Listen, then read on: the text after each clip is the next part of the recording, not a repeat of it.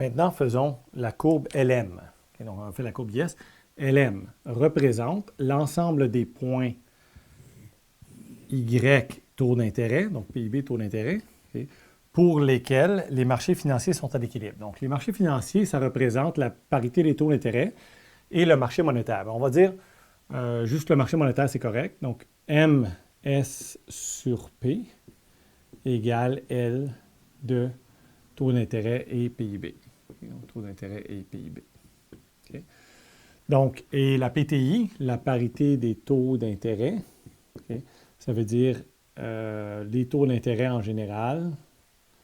Donc, ça, bon, ça devance un peu la matière, mais je vous le dis, égale le taux d'intérêt à l'étranger plus A moins E sur E. Okay. Mais celui-là, vous pouvez l'oublier pour le moment. C'était juste pour votre culture personnelle. Okay, donc, le long de LM, okay, le long de LM, ceci est respecté. Okay, donc, et là, pour le moment, nous, on va juste dire le marché monétaire. All right. Donc, on a respect du marché monétaire, de l'équilibre sur le marché monétaire. On va prendre un point, encore une fois, pour déterminer la pente de LM. Donc, supposons que ici, cette condition-là est respectée. Okay. Ici, cette condition-là est respectée. Donc, on est sur LM. Et à partir de là, j'augmente Y. Ce qui arrive entre ici et là, lorsque j'augmente Y, bien, Y augmente. Et donc, la demande de... Oups, Y augmente. Donc, la demande de liquidité augmente. Et donc, on se retrouve avec quoi? On se retrouve avec MS sur P ne fournit plus L, n'est-ce pas? Parce que le L a augmenté.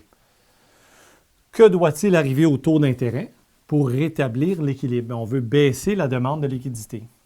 Donc, la demande de monnaie, si on veut.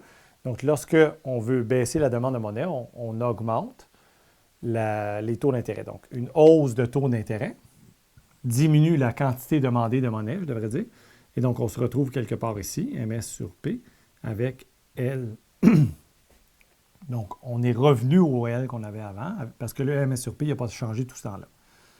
Tout ça pour dire que la pente de LM est positive. La pente de LM est positive et représente tout ce qui est monétaire et financier. Donc,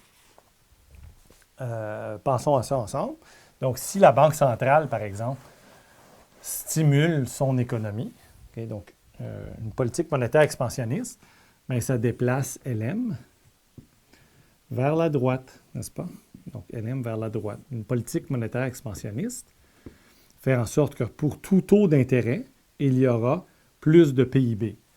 Ou vous pouvez le voir autrement si vous voulez. Donc, pour tout taux d'intérêt, il y aura, pour tout PIB, il y aura des taux d'intérêt plus bas. Politique monétaire expansionniste, les taux d'intérêt baissent, n'est-ce pas?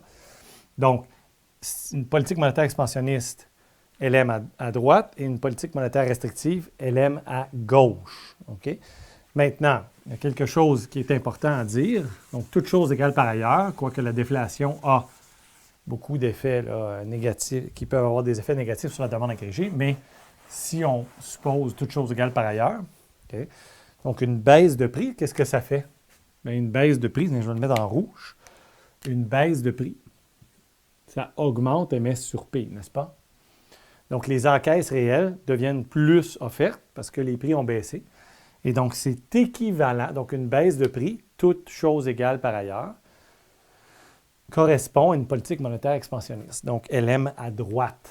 Donc, une baisse de prix, c'est LM à droite. Et une hausse de prix, LM à gauche. OK? Donc, ça, c'est quelque chose là, qui mélange bien du monde. Mais voilà. Alors, maintenant, vous comprenez. En regardant tout simplement ça, bien, vous voyez tout de suite ce que ça donne. Okay? Donc, si la Banque centrale imprime de la monnaie directement, c'est MS qui augmente.